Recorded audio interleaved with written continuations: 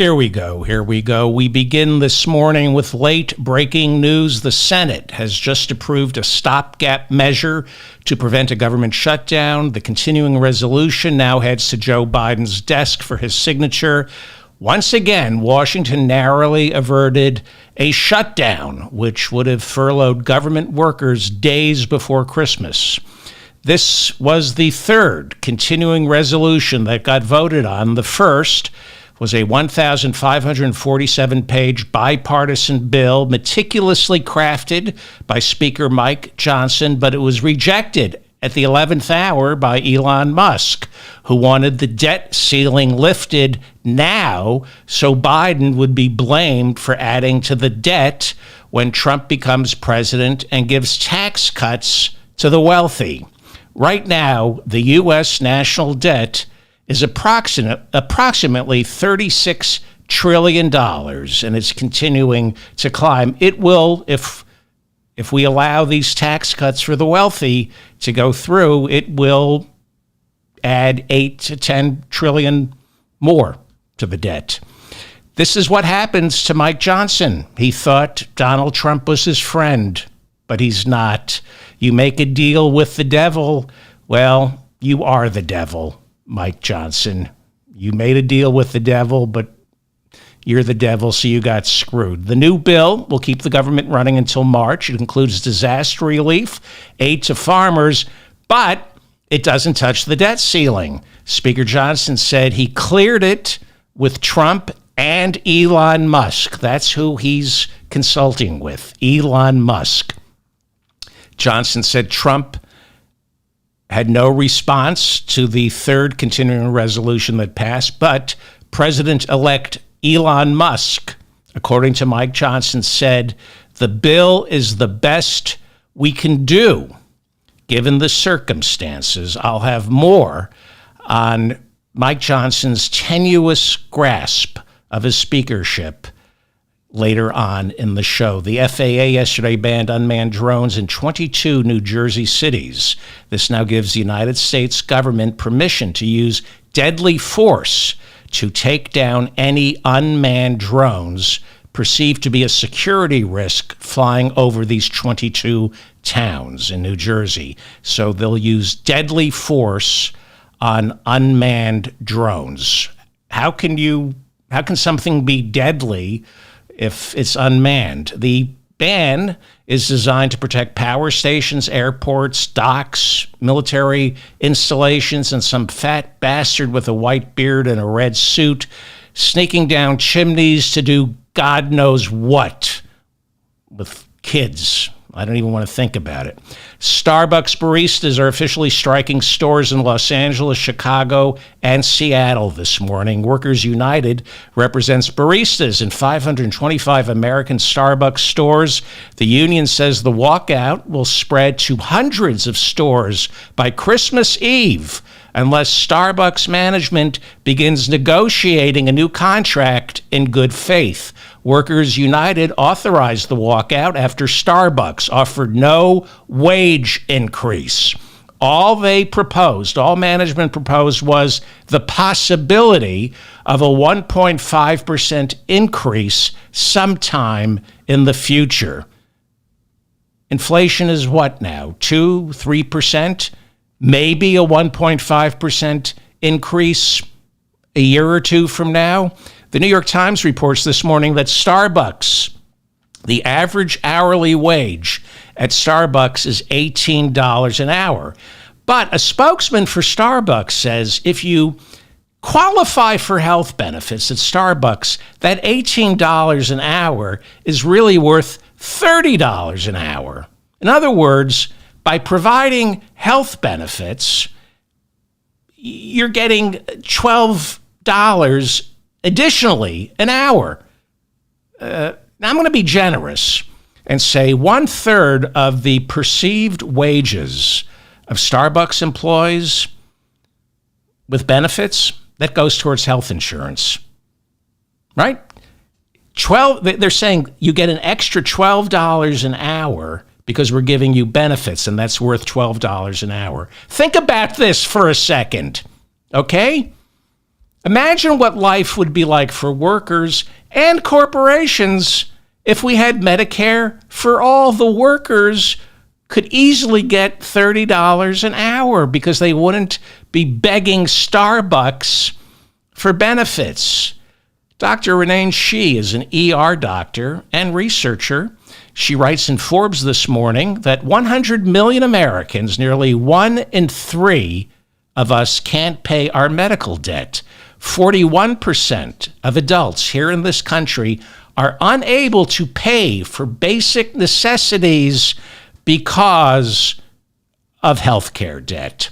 She writes, this level of financial hardship is simply unheard of in other developed countries. She says America spends more than $4.5 trillion a year on healthcare.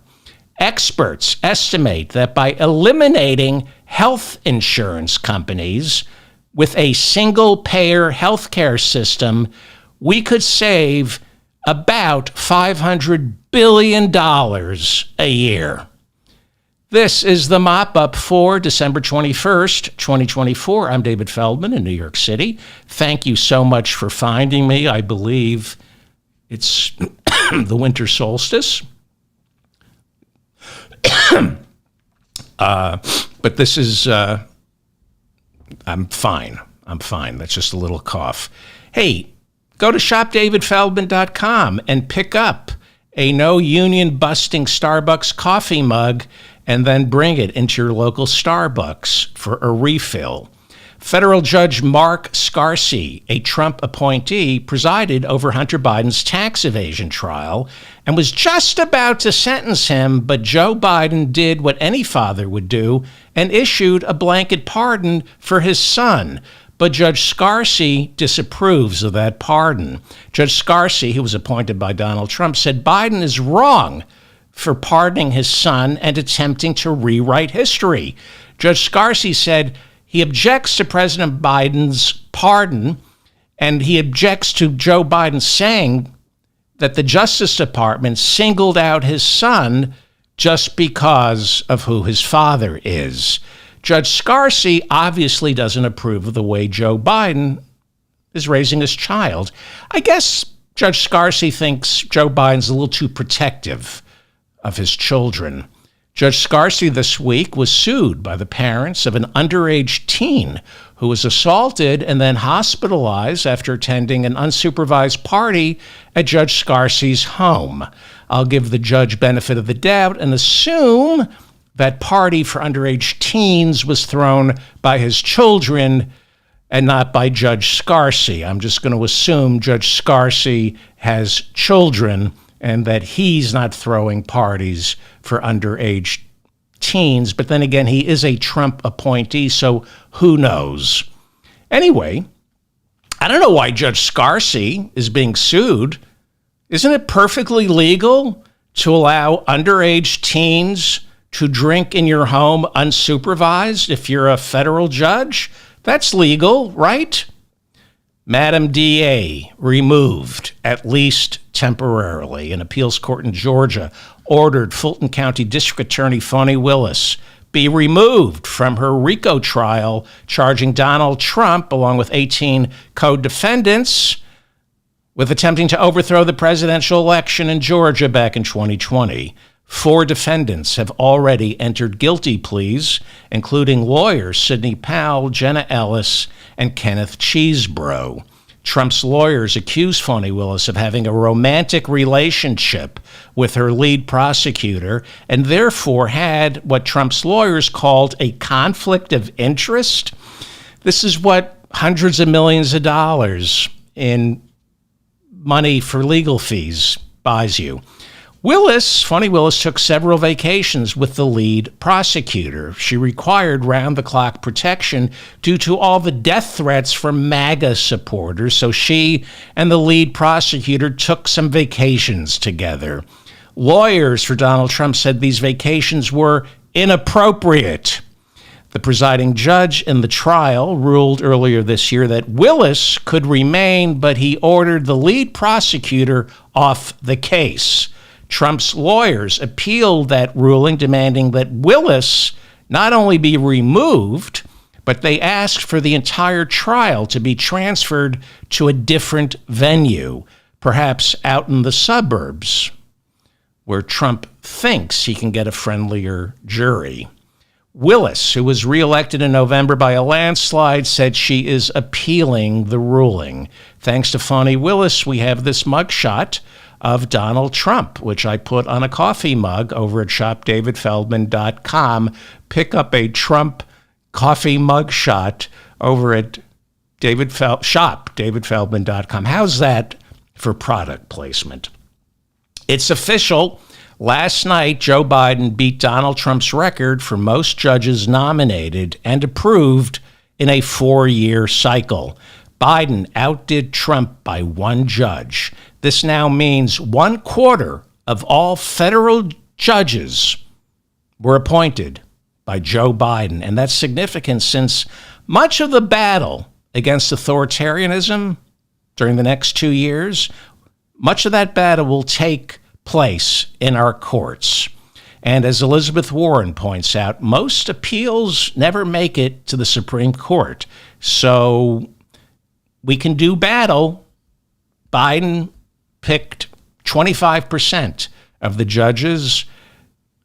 And don't forget all the judges Obama picked. ICE deported more people under Joe Biden than they did under Donald Trump. According to ICE's annual report, ICE deported in 2024 271,484 non-citizens. How about we deport ICE instead? How about we abolish ICE instead of deporting all these Americans? Biden beat Trump's highest number of deportations. That was back in 2019. That's when Trump deported 267,258 non-citizens. Biden's deportations this year, highest number in a decade. Not since President Obama have we seen deportations this high. President Obama remains our nation's deporter-in-chief. That's what he called himself. He came up with Obamacare, the name Obamacare, and he liked Obamacare. And so he kept using it. But he came up with deporter-in-chief. And that's something he should be very proud of.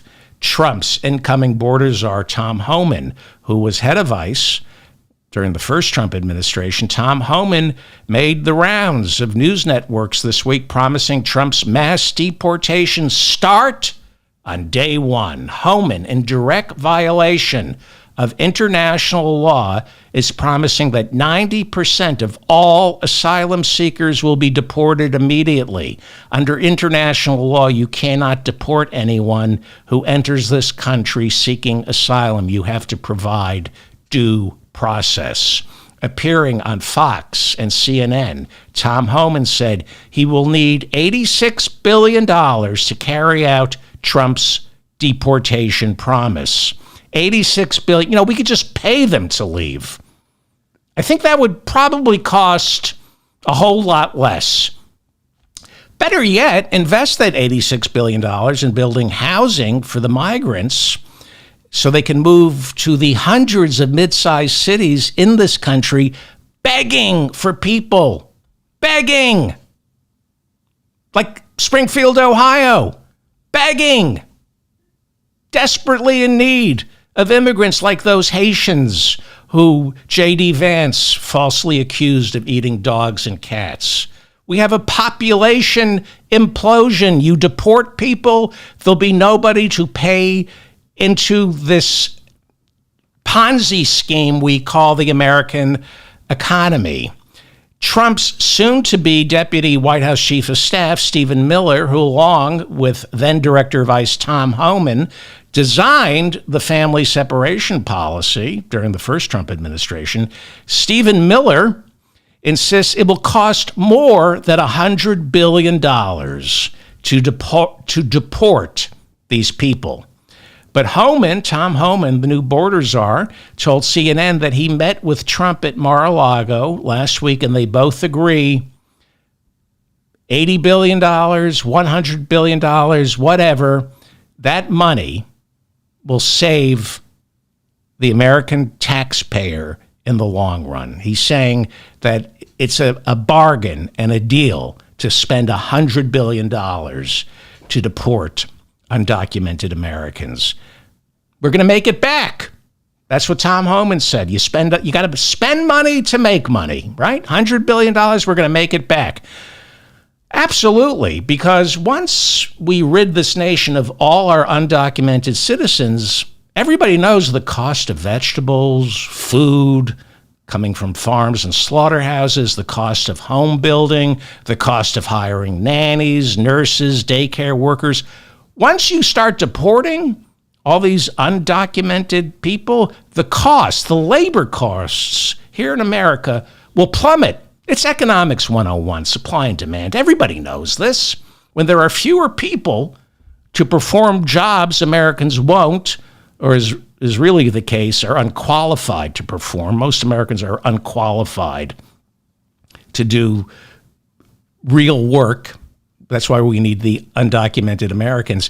But everyone knows when there are fewer people, when the job pool, when the labor pool gets shallow, when there are fewer workers, everybody knows costs go down. And tariffs are paid by China, not Americans. Economics 101. Homan also cautioned that ICE is going to need 100,000 new beds to house the people he's going to deport. Why would you need 100,000 new beds for people you're throwing out of the country? Makes no sense. It does explain why stock in CoreCivic, also known as the Corrections Corporation of America, which owns and manages for-profit private prisons and detention centers, this explains why stock in CoreCivic was selling at $13 a share on November 5th. Then right after Election Day, it began selling at $24 a share. That's a more than 84% spike. The Geo Group, also in the for-profit private detention center business, was the first corporation to donate to the Trump campaign this year. And stock in the Geo Group was selling for $14 a share on November 5th. After Election Day, shares spiked 117%. So we're throwing people out of the country, but we still need for-profit private detention centers. Interesting. Tom Homan, the new border czar, also said, as border czar, I will order ICE to reverse a policy preventing ICE from making arrests at funerals, making arrests inside churches and inside schools and hospitals. Under Homan, ICE agents will now be allowed to hang out in front of churches, inside funerals, go into hospitals and schools to nab parents, children, grandparents, babies who they believe are in this country illegally. People who are in this country illegally. You know, the way President-elect Elon Musk was when he arrived to America on a student visa, lied to immigration officials, said he was going to Stanford, but instead he just goofed around and started some computer business. Then Tom Homan, border czar Tom Homan, this pathetic excuse for a mentally deformed homunculus, said, I can't find my penis. Have you seen my penis? Who took my penis? Seriously, if you see my penis, please return said penis to yours truly, Tom Homan, Trump's new border czar. I need my penis. Well, that explains a lot. ABC, according to the New York Post, has renewed George Stephanopoulos' contract with ABC News. But Stephanopoulos is taking a pay cut. Poor George Stephanopoulos. George was earning $20 million a year. And from what we're hearing, Just like the baristas over at Starbucks, George wasn't offered a cost of living increase to keep up with inflation. But unlike the greedy Starbucks baristas, George Stephanopoulos is a team player, and he said, you know what? I will accept whatever Robert Iger, the CEO of Disney, wants to give me because I trust him. Actually, what George said was, my butt hurts. Yeah, his butt hurts. Last Friday, Disney paid $16 million to settle a defamation lawsuit filed by Trump after George Stephanopoulos reported back in March that the jury in the E. Jean Carroll trial found Trump, quote unquote, liable for rape. Now, where would George get an idea like that? Perhaps from the judge in the case. Headline, Washington Post, July 19th, 2023. Judge clarifies, yes, Trump was found to have raped E. Jean Carroll. I have a photograph of Robert Iger, the CEO of Disney, delivering the $15 million check personally to Donald Trump at Mar-a-Lago. That's Robert Iger.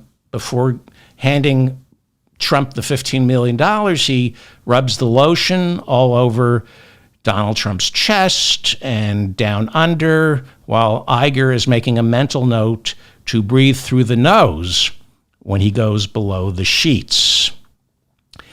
Andrew Cuomo, the disgraced former governor of New York, announced plans to sue for defamation a former aide who accused him of sexual harassment.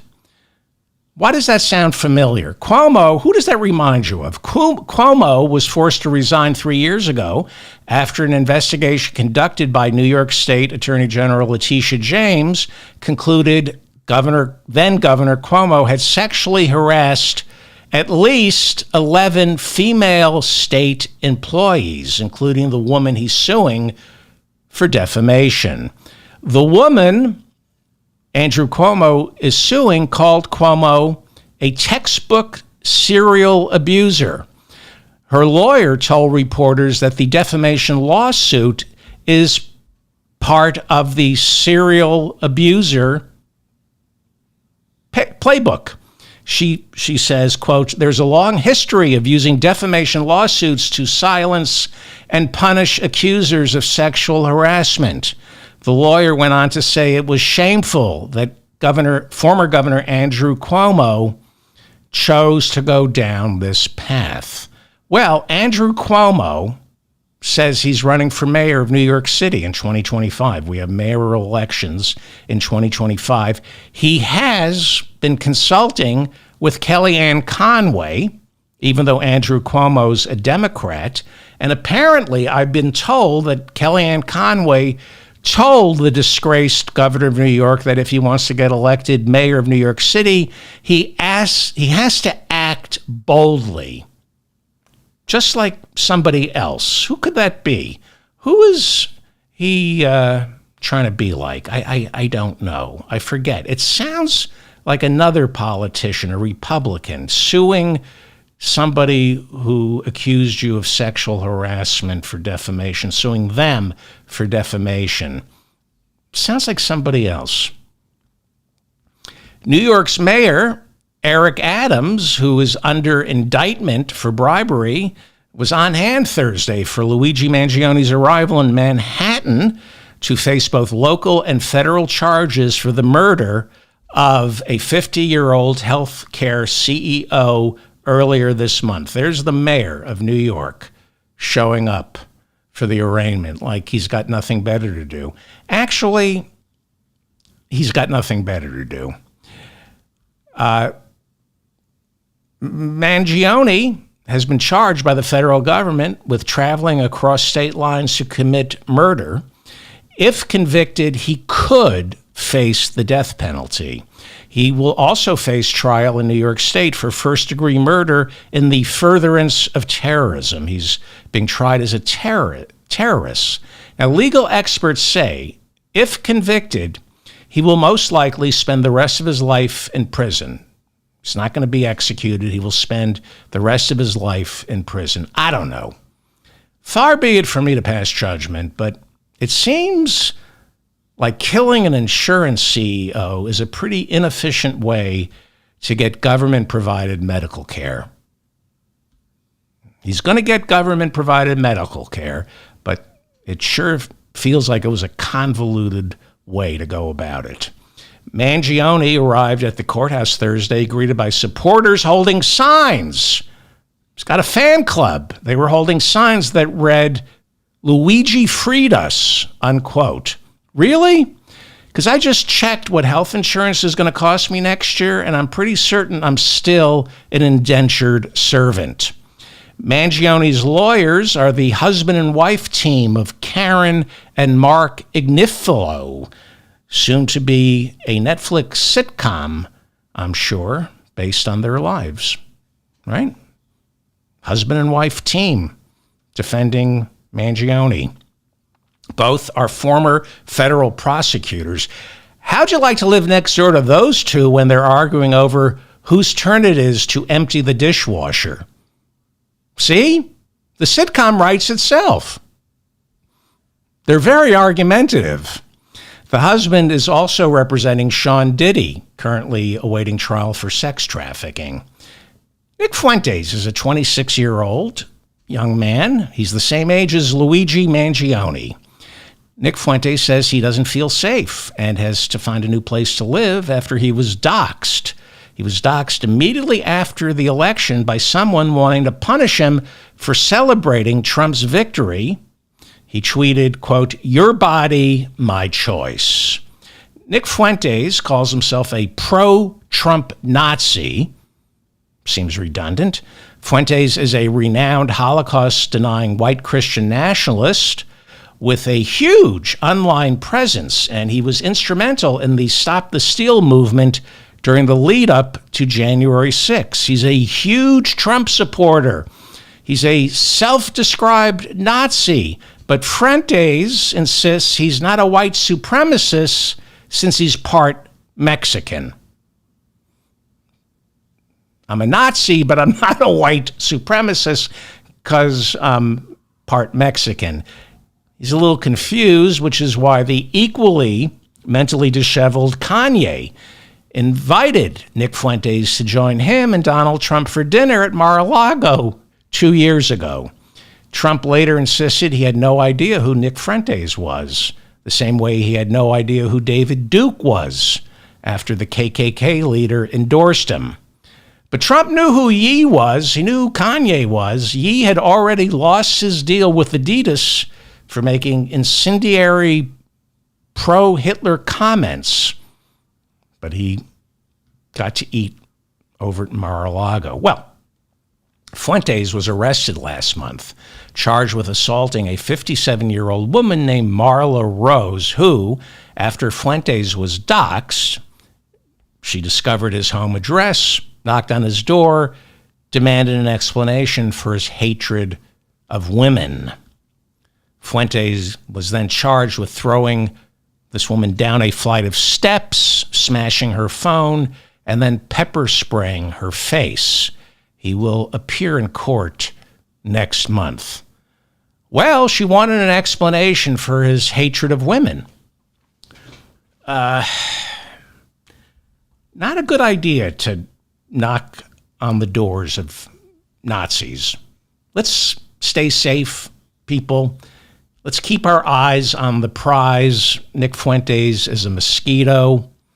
Obviously, I don't approve of throwing women down flights of stairs and pepper spraying them in the face. But maybe there's a better use of this woman's time than knocking on the doors of deranged Nazis. It doesn't sound safe. You shouldn't do that. You shouldn't be thrown down a flight of steps and pepper sprayed, but we really have to stay safe during the next 2 years. Now, Fuentes is claiming to be the victim in all this. He says he was almost killed when a man reportedly carrying a gun, crossbow, and a bomb tried to enter Fuentes' home. That's the home address that was doxxed, and it became public knowledge. Berwyn, Illinois police, that's where Nick Fuentes lives, or he's moving from Berwyn, Illinois. The police there would only tell reporters they responded to a call of a man trying to break into Fuentes' home. They also confirmed that they engaged in a shootout with someone who was wanted for triple murder in southern Illinois. That suspect ended up shot to death by police. Nick Fuentes says they're the same person. Rolling Stone reports this morning of financial disarray inside the National Rifle Association, once one of Washington's most influential lobbyists for gun manufacturers. In 2016, the NRA donated about $50 million that we know of to Donald Trump's first presidential campaign. That's more money than the NRA had ever donated to a politician in their more than 100-year history. This year, Trump is reportedly angry with the NRA for contributing next to nothing in 2024.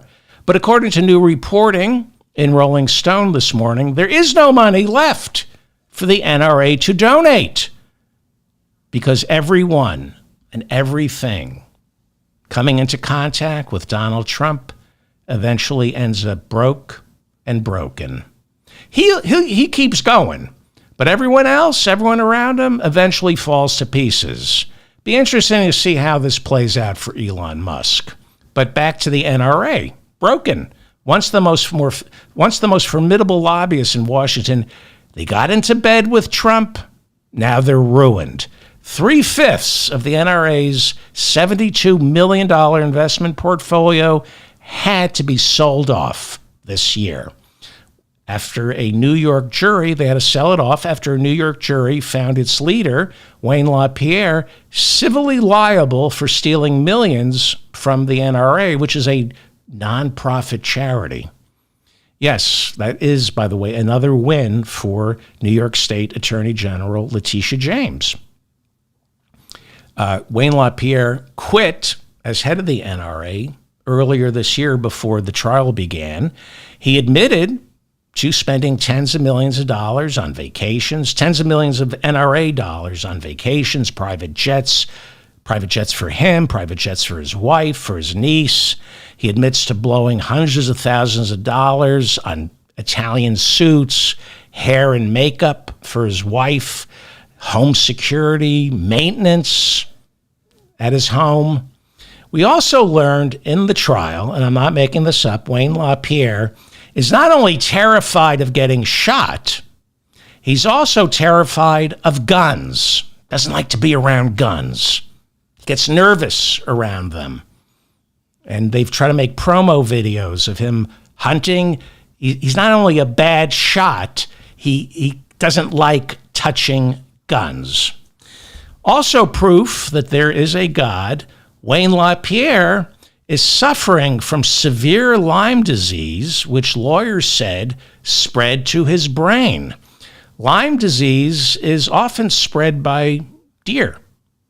Hundreds of millions of deer, which are dead thanks to Wayne LaPierre. And they got even with him. He's in the advanced stages of Lyme disease. By the way, I should mention, just to clear something up, we have no way to determine if Wayne LaPierre is sexually dysfunctional.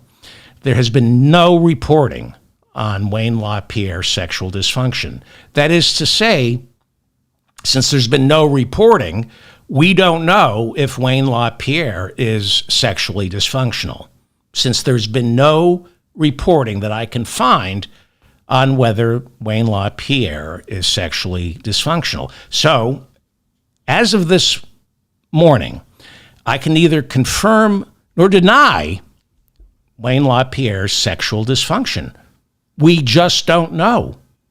We do know Wayne LaPierre and his wife have no children, but as of this morning, no serious reporting has been done looking into whether Wayne LaPierre, who headed the National Rifle Association until earlier this year, again, to repeat, we have no information at this time as to whether Wayne LaPierre is in fact sexually dysfunctional.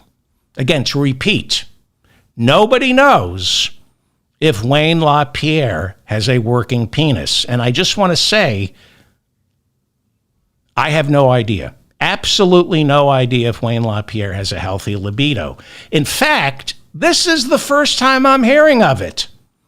I didn't even know there was a question about Wayne LaPierre's manhood until I began raising it moments ago. But again, we have no evidence to suggest that Wayne LaPierre is a sexually dysfunctional half man. Now back to the show. I just wanted to clarify that. After LaPierre stepped down earlier this year, Douglas Hamlin was named CEO of the NRA in May. Again, there's been no reporting as to whether or not Doug Hamlin, the CEO of the NRA, is sexually dysfunctional. There's been no reporting on this. I also, by the way, have no idea if Douglas Hamlin, the new CEO of the NRA, is bald. There's been absolutely no reporting on whether or not Douglas Hamlin, the CEO of the NRA, is sexually dysfunctional, and there's been no reporting as to whether or not Douglas Hamlin is bald. So I cannot deny or confirm his baldness or his sexual dysfunction. But I am looking at a photograph of Douglas Hamlin, the CEO of the NRA, and I do see that he is in fact bald, judging from this photograph. Again, there has been no reporting as to whether or not Douglas Hamlin, the CEO of the NRA, is bald. The same way there's been absolutely no reporting, zero, that I can find as to whether he's sexually dysfunctional. Now, I'm guessing some of the more irresponsible people out there are thinking, if there's no reporting on Douglas Hamlin being bald and no reporting on his being sexually dysfunctional, but there is a picture of him being bald, logic dictates that means he's also sexually dysfunctional. I am not willing to go there. I understand the logic that gets you there, but we do responsible journalism, so I will not go there. I need confirmation from reliable sources. Headline, New York Post, October 15th, 2024. New NRA boss Doug Hamlin tied to killing a frat house cat that was tortured and set on fire. The story was originally broken by The Guardian, which reported that Doug Hamlin, the CEO of the NRA, pleaded no contest to a misdemeanor charge of animal cruelty when he was in college after the house cat in his fraternity was strung up on a tree, hanged upside down, paws were then sawed off, and the cat was then set on fire. That is from reporting in both the New York Post and The Guardian that Doug Hamlin pleaded no contest to a misdemeanor charge of cutting the paws off a cat, hanging it upside down, and then setting it on fire. And now he's the CEO of the National Rifle Association. Interesting.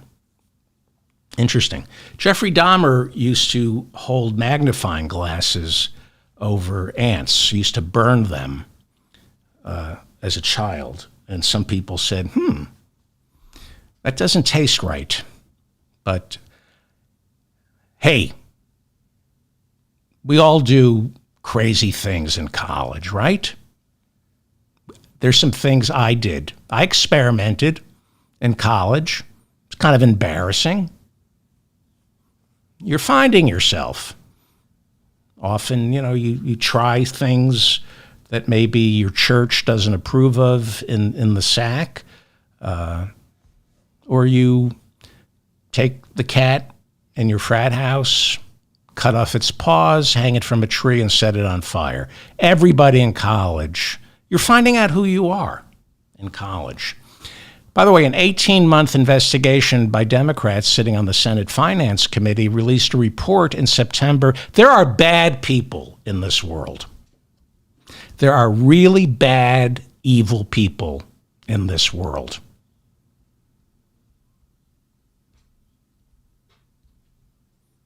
I don't know why I said that. I must have Tourette's. Why would that pop into my head? An 18-month investigation by Democrats sitting on the Senate Finance Committee released a report in September of 2019 concluding that the National Rifle Association is a Russian asset. That's what they say in the intelligence community. It's a Russian asset. As you know, in 2016, the NRA donated close to $50 million to Donald Trump's first presidential campaign. Now, because the National Rifle Association had started to do business in Moscow in the lead up to the 26th presidential election, there are some who believe the NRA served as a straw donor, funneling Putin's money to the Trump campaign back in 2016. Putin, who many say is the wealthiest man in the world, many say he's got $1 trillion, that he looted $1 trillion from Russia. They say he's richer than Musk. Putin this week said he wouldn't rule out using nuclear weapons in Ukraine, which is also what Elon Musk said this week.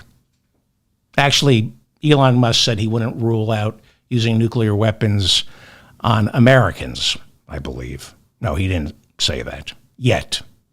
But Putin did. Putin also said he should have invaded Ukraine earlier and been better prepared. Woulda, shoulda. Well, at least you did it, Vlad. At least you did it. Invading Ukraine is like having a baby. It's never the right time. You just have to go for it. Putin made those comments during his annual end-of-the-year press conference. It traditionally lasts 4 hours, and this one went even longer than 4 hours. He's like the Bruce Springsteen of evil tyrants. Putin boasted of Russia's new Oreshnik ballistic missile.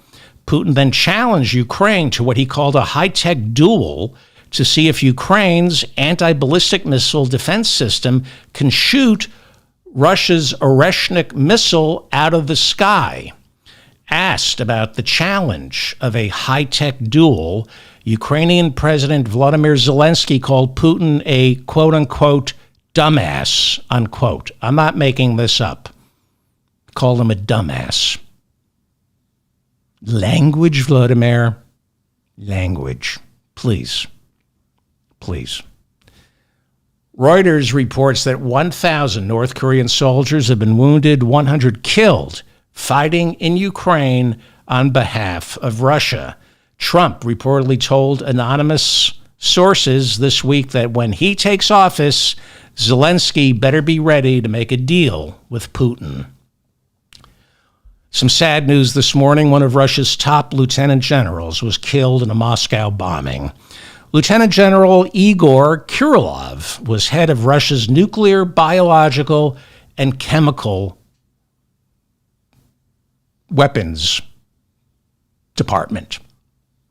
Russia says a 29-year-old Uzbek man has confessed to carrying out the murder on behalf of Ukraine. I think Russia got the confession out of him using the same detectives who framed the Central Park Five. I think Donald Trump is sharing those detectives.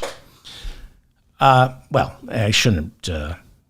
We lost a great man, Lieutenant General Igor Kirillov, head of Russia's nuclear, biological, and chemical program.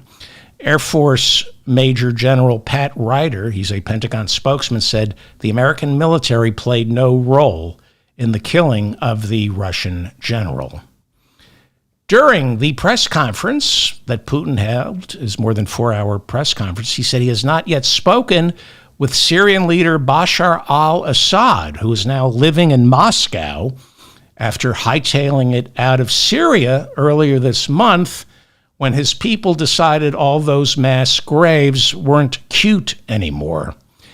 That's odd, because Bashar al-Assad is trying to get in touch with Putin. There's no toilet paper and one light bulb that's flickering. He needs to talk to him.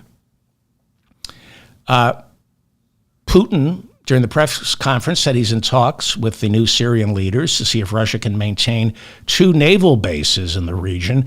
Russia reportedly abandoned Syria and moved all its troops and materiel out of Syria and into Libya, which is much safer there, Libya. Now, we were told 900 American troops were inside Syria. But this week, Pentagon Press Secretary Major General Pat Ryder announced, well, it's more like 2,000. The troop escalation was kept secret, he said, for security reasons, and was necessary. He said it's necessary to keep 2,000 American troops in Syria to continue America's battle against ISIS. The general said this battle against ISIS will continue way into the foreseeable future. Didn't we defeat ISIS? I thought we defeated ISIS. I think they're just making shit up to justify the $1 trillion Pentagon budget. I think they've run out of names for terrorist organizations, and ISIS is actually an offshoot of Al-Qaeda. It's a loosely, from what I've read, ISIS is a loosely affiliated terrorist organization hiding out in Syria. It's dedicated to creating an Islamic state throughout the region. And the one way to prevent an Islamic state in the Middle East is by bombing it. That seems to work when you bomb. When the West bombs the Middle East really appreciates it, and they don't have a thirst for an Islamic state. Putin said Russia's relations with China have never been better. That's good, because things get kind of strained this time of year. It's the holiday season. Is Putin going to spend Christmas with Xi's family, or is Xi going to spend Christmas with Putin's family? I don't know, but he says relations have never been better. Putin admitted he was alarmed by Russia's 9.1% inflation. 9.1% inflation in Russia. He blamed that inflation on increased military spending. 9.1% inflation. You might remember he was reelected this year with 88% of the vote. 88% of the vote with inflation at 9.1%. They voted for him. They reelected him. Landslide. Biden must be so pissed. He got inflation down to like nearly 2%, and they threw him to the curb. Putin, 9.1%. Landslide. During the press conference, Putin lied and said it's been 4 years since he and Donald Trump had a conversation.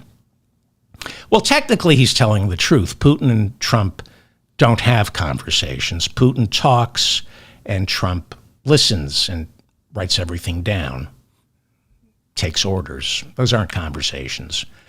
Poor Donald Trump, really. He has no idea. Look at poor Donald Trump in Mar-a-Lago. He has no idea whose song he should dance to, Putin's or Musk's. Musk, turns out he spent $250 million now to get Donald Trump elected, and they describe him as the richest man in the world. But so is Vladimir Putin. A lot of people think Vladimir Putin literally stole $1 trillion from the Russian economy, and that's what keeps him in power, the $1 trillion. So who knows? Who does Trump, both men, put him in office, torn between two lovers? It's tough. It's a love triangle. The job of House Speaker can go to anyone. Mike Johnson proved that. You don't need to be an elected member of Congress. The Speaker is whoever wins the most votes. Rand Paul and Marjorie Taylor Greene are floating the idea of Elon Musk replacing Mike Johnson next year and becoming Speaker.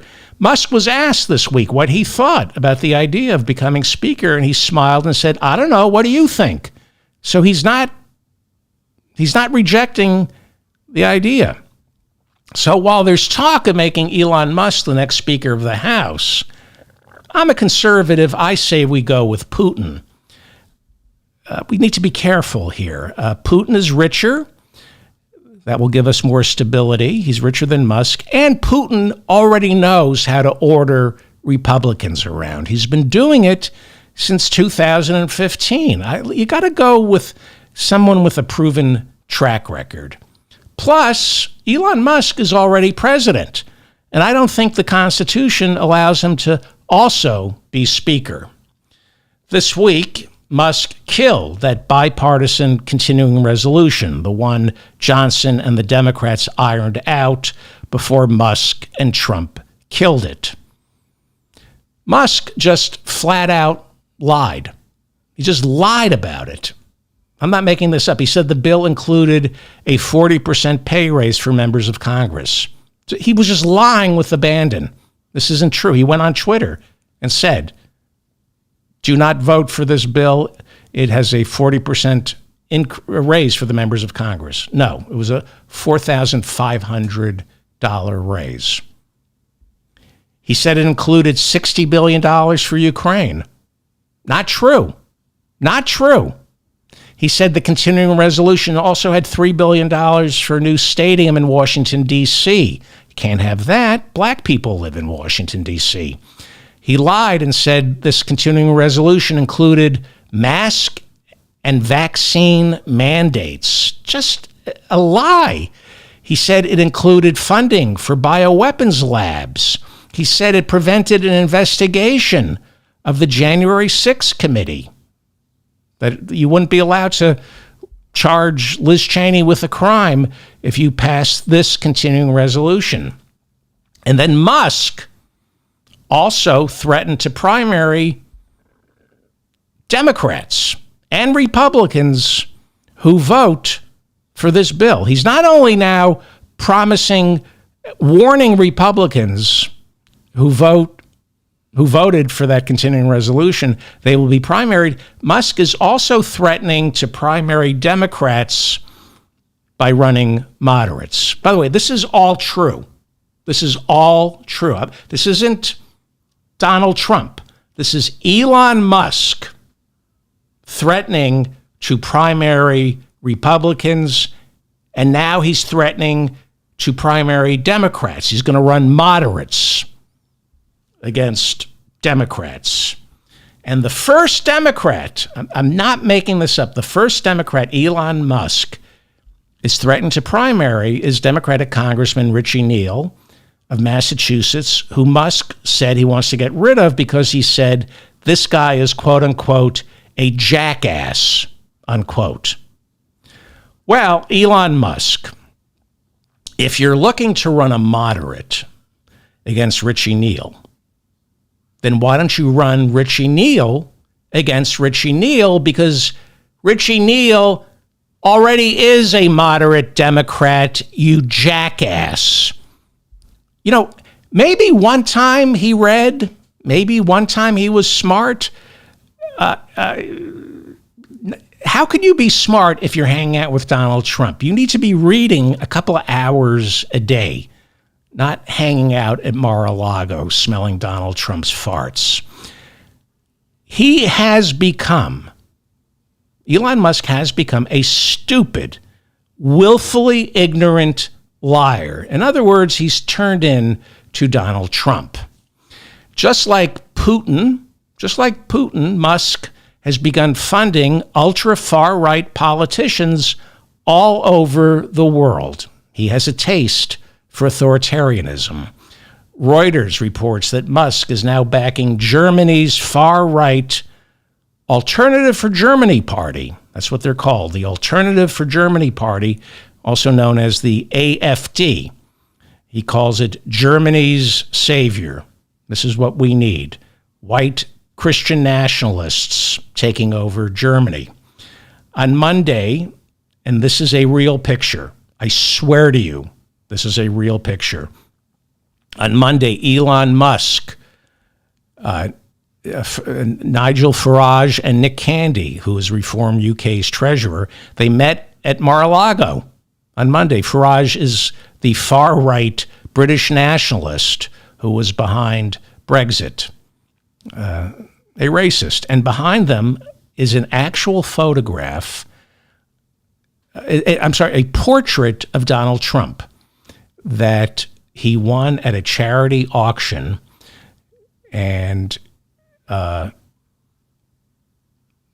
he made people bid on it to drive the price up. There's a whole story behind it. I'll get into it. We don't have time. Daily Beast reports that Prince Andrew is moving to Bahrain.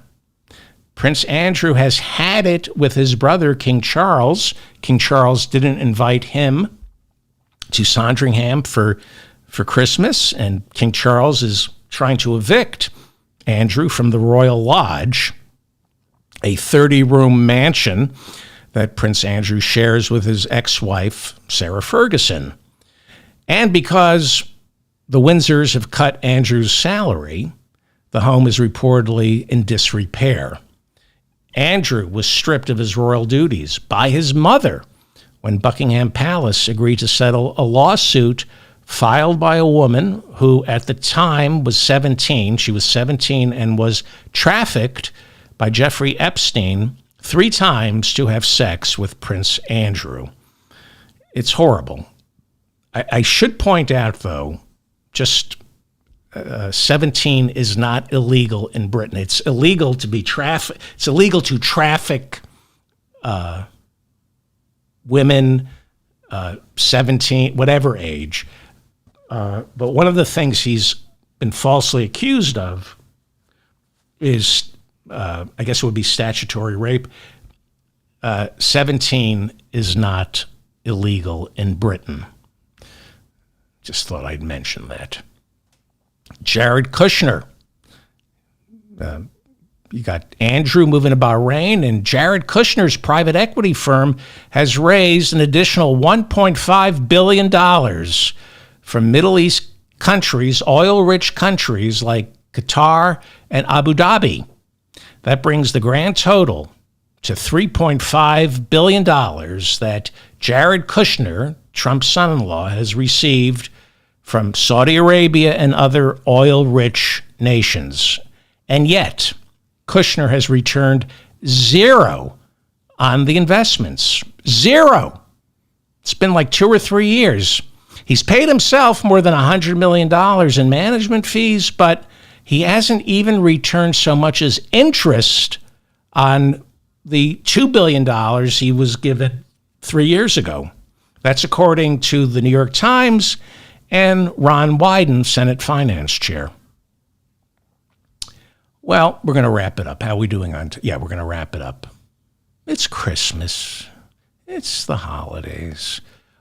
Elon Musk took a very nervous Donald Trump for a walk before Donald's big dinner at Mar-a-Lago last night with Amazon founder Jeff Bezos. Did you know that Jeff Bezos flew down to Mar-a-Lago and was this is true. He's treated to a specialty at Mar-a-Lago: cockroaches and rats. Maggie Haberman of the New York Times reports that Musk was not. This is true. This is actually true. Musk was not invited to the dinner, but he showed up anyway. That's according to Maggie Haberman in the New York Times. The cockroaches and rats isn't true. I think. I mean, there's been no reporting on it, so I can neither confirm nor deny that this Photoshop is accurate. When I piece that together, I don't know. There's been no reporting, but people are saying there were cockroaches and rats. I don't know if it's true. All I did was Photoshop that. But Maggie Haberman did report in the New York Times last night that Elon Musk crashed the dinner. He's jealous of Jeff Bezos. They both have rockets that they're competing over. So Elon Musk was very jealous, and so was Stephen Chung, Trump's new White House spokesman. He was so jealous that Donald Trump was having dinner with Jeff Bezos. Jeff Bezos is one of Stephen Chung's heroes, and here's a picture of Stephen Chung interrupting the dinner. Here he is. This is an actual photograph that I photoshopped. This is an actual Photoshop of Stephen Chung saying, "Can I give you a lap dance, Mr. Bezos?" That is a actual Photoshop. Well, Trump is upset. This is an oligarchy. Let's stop pretending. You've got Elon Musk calling the shots. You got Speaker Mike Johnson checking in with Elon Musk on the continuing resolution. It's beyond farce. It's beyond farce. But Trump doesn't need billionaires. He's a billionaire. He's making a fortune off his God Bless the USA Bibles. He's in a deal with Lee Greenwood. He's selling God Bless the USA Bibles. They are made in China. Not making that up. The God Bless the USA Bibles, made in China. Sold for about $40 to MAGA morons here in the United States. Now, there is an actual ad running on Fox and Newsmax. This is real. It's President-elect Donald Trump hawking his Bible. This has never happened before. A president-elect selling his own Bible literally a month before his inauguration. I have the video, but there's something wrong with my machine. It's a little distorted, but this is the actual video of his ad. This is Donald Trump selling his God Bless the USA Bible. You can pick one up at godblesstheusabible.com. This is an actual commercial running, but there's something wrong with my TiVo, so it's a little distorted. We love God, and we have to protect anything that is pro-God. We must defend God in the public square and not allow the media or the left-wing groups to silence, censor, or discriminate against us. We have to bring Christianity back into our lives and back into what will be again a great nation. There you have it. Let's make America pray again. God bless you, and God bless the USA.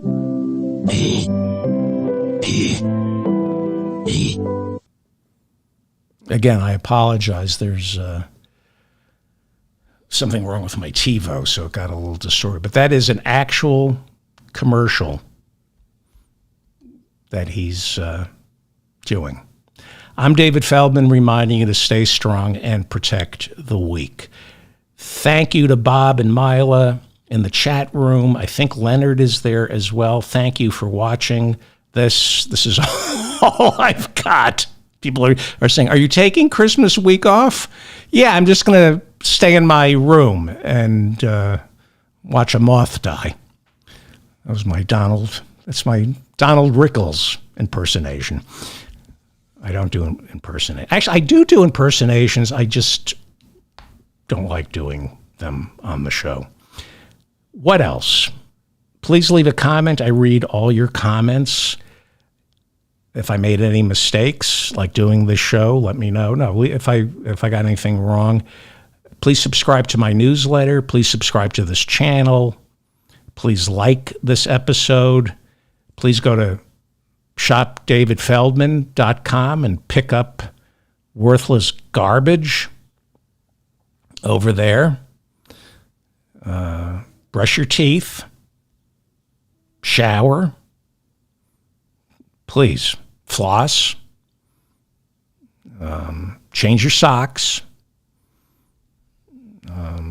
Wash your sneakers. And hit the like button. I think that covers everything. No show tomorrow. but I'm going to do a show 2:30 Monday morning, 2:30 a.m. Monday morning. It's going to be okay. It really is. It's going to be okay. I watched what went on in Washington. It's going to be okay. It is. We just have to protect the undocumented. We have to focus on the prize, and that is protecting the transgender community, the undocumented Americans. I mean, it's not going to be okay for them unless we step up. So, all right. Thank you. Thank you, thank you, thank you.